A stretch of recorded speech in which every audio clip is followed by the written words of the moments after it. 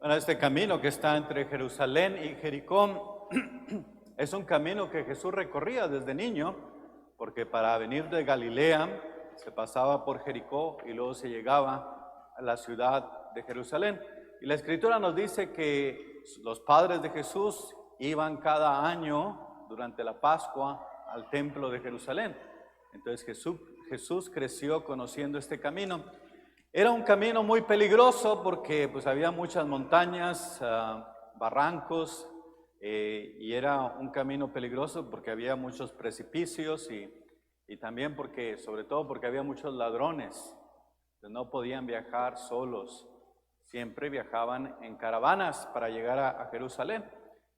Y entonces, sin embargo, allí había también varios grupos de gente que establecía pues el poder político de aquel tiempo para proteger a los peregrinos. Entonces había también gente que los protegía. Y la historia que escuchamos hoy es esta historia de una persona, ¿verdad?, que fue, la golpearon y lo dejaron medio muerto. No sabemos mucho de esta persona porque no nos dice de dónde venía, quién era, si era pobre, si era rico. Entonces no sabemos nada del samaritano. Pero sí sabemos que, pues, lo dejaron medio muerto. Estaba en gran necesidad. Y vemos a los personajes que escuchamos hoy, ¿verdad? Primero escuchamos que, el doctor de la ley, le pregunta a Jesús cuál es el mandamiento más importante de todos. Y en aquel tiempo se tenían 613 mandamientos. Entonces imagínense ustedes, para saber cuál era el mandamiento más importante estaba difícil. Por eso la pregunta a Jesús: Maestro, ¿cuál es el mandamiento más importante? No sabemos si era una pregunta maliciosa, porque a lo mejor quería dejar en mal a Jesús o cuestionarlo, pero también la traducción también significa que es una pregunta también para aprender, ¿verdad? Entonces no sabemos exactamente cuál era la intención, si era para aprender o era con mala intención. Pero aquel maestro de la ley le pregunta a Jesús: ¿cuál es el mandamiento más importante? No se tenía claro cuál era el mandamiento más importante. Y entonces Jesús, para responderle, le hace lo que los demás rabinos hacían. Bueno, dime tú, ¿verdad?, ¿qué lees? ¿Verdad? ¿Qué lees en la ley? Y aquel maestro de la ley le respondió bien a Jesús: amarás al Señor tu Dios con todo tu corazón, con toda tu alma, con todas tus fuerzas, con todo tu ser, y al prójimo como a ti mismo. Y le dijo Jesús: has contestado bien, has contestado bien. Aquel hombre sabía cuál era el mandamiento principal, la tenía claro. Y Jesús lo reafirma, que contestó bien.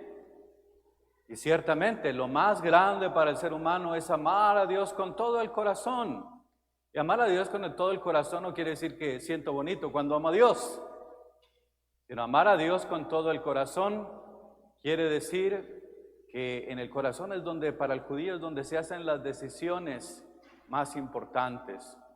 Entonces nuestra decisión debe ser siempre por Dios, poner a Dios primero.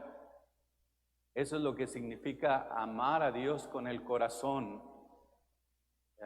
Escucha, Israel, el Señor tu Dios es solamente uno, y amarás al Señor tu Dios con todo tu corazón. Es lo primerito.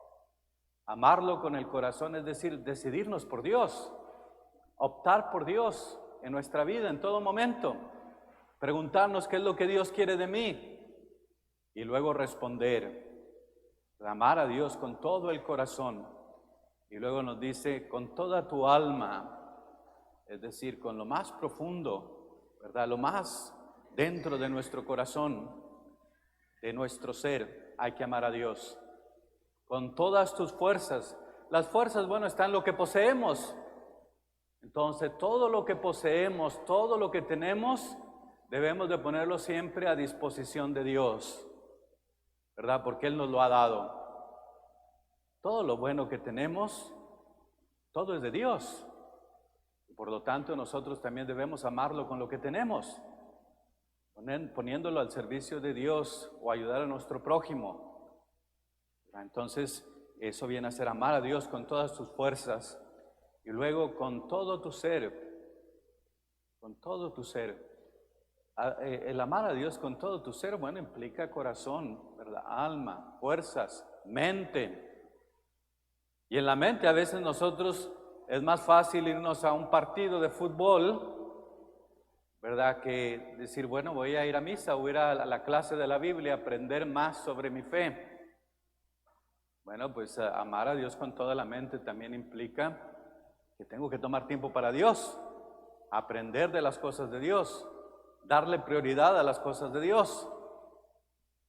Entonces, esa es la manera en que podemos amar a Dios y a nuestro prójimo. El amor a Dios siempre nos debe llevar a nuestro prójimo. Y nos dice la Escritura que este hombre, conocedor de la ley, se quiso justificar y también como que no tenía muy claro quién era su prójimo y le dice, bueno, ¿y quién es mi prójimo? Bueno, para la traducción, para el judío, el prójimo es el que está próximo a ti, es decir, tu vecino, el más cercano. Los judíos siempre debatían eso, bueno, ¿quién es mi prójimo? ¿Son solamente los de mi familia? ¿O quiénes son? Y no, el prójimo es el que, con el que te cruzas en el camino. Ese es tu prójimo. El que está próximo a mí, el que está más cercano a mí. Y esa es la persona que debo responder y ayudar. Entonces, el prójimo también... bueno, porque los judíos se preguntaban, bueno, ¿y el extranjero también es prójimo o no es prójimo? Y lo mismo dice la Escritura, ¿verdad? Que deberían de amar también, en el Éxodo, dice que deben de amar también al extranjero. Y le recuerda a Dios al pueblo de Israel, porque ustedes mismos fueron extranjeros en Egipto, y fueron oprimidos, y fueron rechazados. Entonces, por lo tanto, ustedes también deben de amar al extranjero. Eso es lo mismo que se aplica a nosotros, ¿verdad? Amar también a los demás. En otras palabras más simples, al inmigrante. Debemos de amarlo, ¿verdad? Porque es nuestro prójimo. Y debemos de amar a aquel que sufre, a la viuda, al huérfano. Aquellos que son más pequeños, más desprotegidos, a ellos debemos de amarlos de manera especial. Ahí está nuestro compromiso cristiano. Y entonces Jesús, para que este hombre que quería justificarse, como que lavarse las manos, le dice esta historia. Y le dice, pues bueno, venía un hombre que bajaba de Jerusalén, ¿verdad? Y entonces iba solo al parecer, no sabemos de dónde era, o si era rico o pobre, a lo mejor tenía algo de posesiones porque pues lo asaltaron. Pero también decimos, bueno, ¿a quién se le ocurre ir solo por el camino? Pero sabiendo que hay tanto ladrón. Y lo golpearon, lo dejaron medio muerto. Y luego vemos dos personajes, ¿verdad? El sacerdote. El sacerdote viene seguramente de Jerusalén hacia Jericó. Jericó era la ciudad rica, ¿verdad? Porque era la ciudad donde en el invierno los ricos de Jerusalén bajaban a Jericó, porque en Jericó era la eterna primavera. Eran como 1000 metros que bajaban, ¿verdad? Entonces no estaba frío ahí, era un clima muy agradable. Y en el tiempo de invierno los ricos ahí se iban, ¿verdad? A Jericó. Entonces este hombre que está moribundo, bueno, los sacerdotes también, algunos tenían sus casas ahí, ¿verdad? Los sacerdotes del tiempo de Jesús. Porque el ser rico era parte de la bendición de Dios, ¿verdad? Así lo veían ellos. Y entonces este sacerdote va por el camino y nos dice dos verbos. El primero, que vio este sacerdote, ve a este hombre que está tirado en el camino, probablemente que está sangrando, no sabe si está muerto, si está vivo. Pero el problema está aquí, es que este hombre vio a aquel hombre. Y no hizo nada, El sacerdote venía probablemente de Jerusalén, había pasado una semana en Jerusalén alabando a Dios, adorando a Dios, A lo mejor todavía estaban los cantos en su mente, a lo mejor su ropa todavía olía a incienso, y sin embargo no había aprendido a mirar hacia abajo, miraba hacia arriba, se había quedado en su oración. Una persona religiosa, y se había quedado nomás en su oración. La adoración es todo, pero le faltó imitar algo esencial de Dios. Dios siempre mira hacia abajo, Dios siempre mira hacia abajo. Pero nosotros no nos podemos quedar mirando hacia arriba, ¿verdad? O como decían los padres del desierto, tienen una historia, dice, si ves a un monje subiendo al cielo por sí mismo, dice, agárralo de los pies y tíralo para abajo. Dice, porque pues eso no es de Dios. Es decir, porque a veces uno se puede ir a las nubes y quedarse allí. Pues a veces nos tienen que dar un jalón y espérate, aquí está la realidad, no te quedes ahí en las nubes. Despierta, esta es la realidad a tu alrededor. Entonces es algo parecido. Los italianos también tienen una expresión. Dicen, Señor, tú que eres grande y que estás en las alturas, que eres todopoderoso y estás en lo más alto, dicen, mírame hacia abajo, mira hacia abajo, pero bien abajo. Y eso es cuando ellos necesitan ayuda, que dicen eso. Tú que eres el Altísimo y que estás en lo más alto, mírame hacia abajo, mira, pero lo más abajo que puedas. Y como un signo de humildad, ¿verdad? Y eso es algo que se nos olvida a nosotros, que a veces nomás decimos, bueno, pues ya cumplí, ya fui a misa, ya recé mis oraciones, nos quedamos en el incienso, en todo, pero a veces no vemos la realidad, o no queremos ver nuestra realidad. Y la realidad está enfrente de nosotros. No tenemos que ir a África, no tenemos que ir a América del Sur a ayudar gente. La caridad se da en la gente que Dios te está poniendo enfrente de ti cuando alguien pasa necesidad. Eso no lo podemos ignorar. Entonces ahí es donde Dios me llama a la caridad. Y si veo, no lo puedo ignorar. Estoy llamado a hacer algo y a responder, porque esta persona está necesitada y debo tenderle la mano. Y luego vemos el otro verbo, ¿verdad? Que siguió por el otro extremo del camino, se va el sacerdote. Y a lo mejor en la mente del sacerdote, pues ellos no podían tocar a una persona que estuviera sangrando porque se hacían impuros, quedaban impuros. No podían tocar a un muerto. Entonces él, queriendo justificarse, no debo de hacer esto, entonces ni me acerco mejor. Pero le faltó imitar a Dios, que Dios siempre se compadece, ¿verdad? Y se compadece y tiende la mano. Así es Dios, es la imagen de Dios. Y luego nos dice el otro personaje que era un levita. Un levita era como un sacristán, ¿verdad? En el templo, también religioso, a lo mejor también olía incienso. Y también viene él, y también tenía que conservar la pureza. Pues también lo ve y pasa de largo, no hace nada. Y es el peligro de nosotros, los religiosos, porque a veces nosotros los religiosos nos quedamos con lo puro y lo impuro. Esto es puro, está bien. Pero este es impuro, hazlo para allá, ¿verdad? No te relaciones con él. Es el peligro que nosotros tenemos.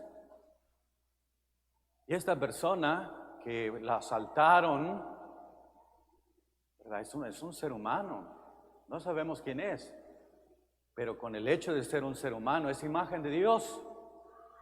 Y nosotros estamos llamados a ayudarlo. No podemos ignorarlo. El pecado más grande que decía la Madre Teresa de Calcuta, el pecado más grande viene a ser la indiferencia. Cuando ignoramos y no hacemos nada, ese es el pecado más grave, porque no hacemos nada por aquella persona necesitada. Y luego el tercer personaje que nos presenta es un samaritano. Los judíos no podían ver a los samaritanos. La peor ofensa para un judío es que lo llamaran perro o que lo llamaran pagano. Y la segunda ofensa para un judío era que lo llamaran samaritano. Era la segunda ofensa más grande. Y si tú llamabas a un judío samaritano, el castigo que se te daba eran 39 latigazos. 39 latigazos era la pena por haber llamado a un judío samaritano. Entonces era como llamarlo hereje, ¿verdad? Llamarlo que era de lo peor, un rebelde, un renegado. Entonces era una ofensa muy grave. De hecho, una de las ofensas que los judíos le dicen a Jesús es, le dicen que era un tonto y le dicen que era un samaritano. Pero Jesús dice, no, no soy tonto, pero no se defiende de que le hayan llamado samaritano, porque para Dios toda la gente es importante, llama a toda la gente, no hace diferencias. Entonces, se defiende de tonto, ¿verdad? Pero el otro no se defiende porque es un ser humano, es su imagen. Y el samaritano, el que es más despreciado porque tenían otras leyes, se habían casado con paganos, tenían su propio templo, aparte del templo de Jerusalén, pues estos samaritanos pues los despreciaban, los veían, los hacían menos.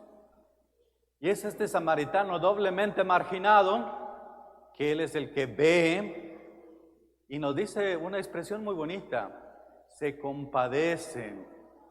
El verbo que se emplea allí es un verbo que solamente se usa en Dios y en Jesús, que se compadece hasta las entrañas, hasta lo más profundo. Y en esta compasión se le acerca, atiendes a aquella persona que está herida, le pone vino, le pone también aceite, venda sus heridas, lo toma, lo pone en su cabalgadura y lo lleva a un mesón y todavía paga para que lo cuiden. Eso es la caridad y eso es el amor. Y eso es lo que nos pide Jesús, sacrificarnos, entregarnos, hacer lo bueno. Había un soldado en la Segunda Guerra Mundial, y entonces en Vietnam, en la guerra de Vietnam, y entonces él en una explosión perdió las piernas, y después se recuperó, y ya regresó a Estados Unidos. En una ocasión estaba en su garage, en su silla de ruedas, y escucha a una señora que está gritando, que dice, ayúdenme por favor, ayúdenme. Y aquel señor, pues en su silla de ruedas se va deprisa con la vecina, es la que estaba gritando, y entonces trata de pasar, pero no puede porque hay muchos arbustos. Entonces se tira de la silla de ruedas y se va arrastrando a ver qué está pasando. Y al llegar allí se da cuenta que la señora que no haya qué hacer porque su hija, que había nacido sin brazos, estaba en el fondo de la piscina y se está ahogando y ella no podía hacer nada. Entonces aquel hombre se tira a la oficina y a la piscina y saca a aquella niña media muerta y empieza a hacerle pues el CPR que le llaman, ¿verdad? Y finalmente aquel señor le dice a la mamá, dice, no se preocupe, todo va a estar bien, todo va a estar bien. Y sigue trabajando en ella hasta que finalmente reacciona aquella niña y vuelve a la vida, empieza a llorar. Y entonces le dice la mamá, dice, ¿cómo sabías que todo iba a estar bien? Dice, yo no sé, dice que todo iba a estar bien. Dice, pero cuando yo perdí mis piernas, dice, una niña fue y me arrastró y me decía en su inglés medio mocho, me decía, todo va a estar bien, todo va a estar bien. Dice, todo estuvo bien. Y ahora él pudo haber ayudado a una niña también, le salvó la vida. Y eso es el amor, la entrega, el lanzarnos, el aventarnos, ¿verdad? Hacer algo por el necesitado, por el prójimo. Y ese es nuestro llamado. Lo que nos va a llevar a la vida eterna, que es la pregunta de este hombre, ¿verdad? Viene a ser el amor. Como decía San Juan de la Cruz, en la tarde te examinarán en el amor. No cuántas veces hiciste este pecado, cuántas veces hiciste este otro, no. ¿Qué tanto amaste? ¿Qué tanto te sacrificaste, te entregaste por el bien de los demás? Y eso es lo que nos va a llevar a la vida eterna. Dios nos concede esa gracia de siempre amarnos, amar a nuestro prójimo y un día reinar con Él. Amén.